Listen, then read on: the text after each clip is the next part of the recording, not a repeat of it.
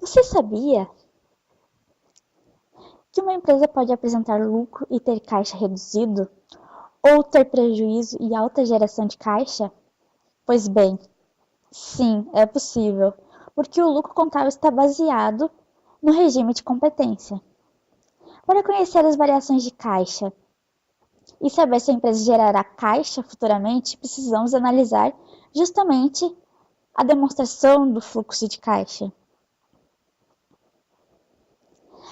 Ela é uma demonstração contábil que mostra as variações ocorridas na conta caixas e seus equivalentes. Ela mostra a origem de todas as entradas de dinheiro, assim como a destinação desse mesmo dinheiro em determinado período. A geração de caixa é identificada por meio do regime de caixa, que considera os eventos em função das datas de pagamento e data de recebimento. Justamente por esse fato, as movimentações de caixa são separadas por um grupo de atividade conforme a sua transação de origem. Entre elas está o fluxo de caixa das atividades operacionais, que relacionam-se com as transações que figuram na DRE. As receitas fazem o aumento do caixa e a movimentação nas contas do ativo circulante. Já as despesas são responsáveis pela diminuição do caixa e as contas do passivo circulante. Fluxo de caixa das atividades de investimento. Alocações de recursos em ativos imobilizados e outros ativos de longo prazo para que possam gerar resultados futuros. Entradas e saídas do caixa. Recebimento ou pagamento de contratos futuros, adiantamentos ou amortizações de empréstimos, venda ou compra de ativos não circulantes, ações e participações em outras empresas. Fluxo de caixa das atividades de financiamento. Captação de recursos para a expansão da empresa através de novos aportes de capital. Tipos de transações: acréscimo no caixa, aumento do capital social, emissão de debêntures, empréstimos, títulos e hipotecas, recebimento da emissão de ações.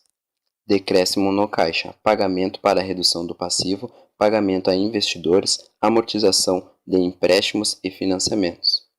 Integração dos fluxos de caixas. Operacional, consiste na geração de receitas e despesas, investimentos, representado pelo ativo não circulante, financiamentos, servem de recursos para novas expansões da empresa. Existem algumas operações que não afetam o caixa ou seus equivalentes no mesmo período que ocorrem, por não envolverem o uso de caixa. Por causa disso, essas transações não devem ser incluídas na DFC.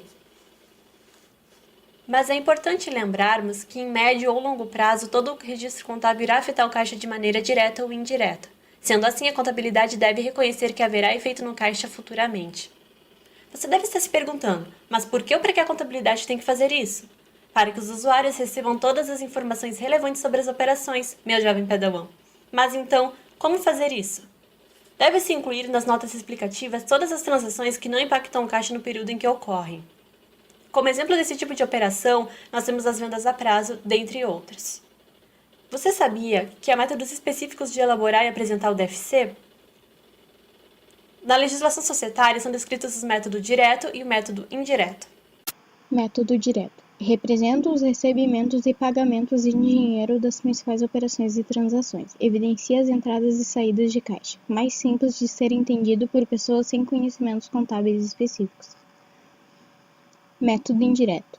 Evidencia o impacto das atividades operacionais no caixa, conciliando o lucro líquido ou prejuízo apurado na DRE e o caixa gerado. Deve-se ajustar o lucro líquido aos itens que não afetam o caixa no exercício, como depreciação e vendas a prazo.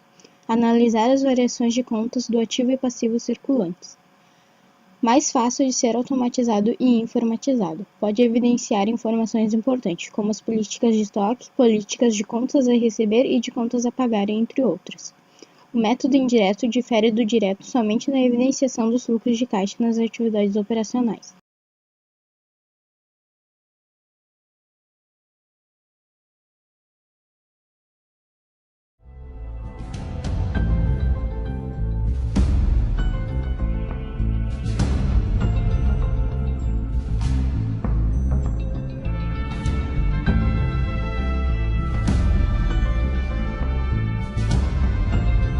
Created budget using Powtoon.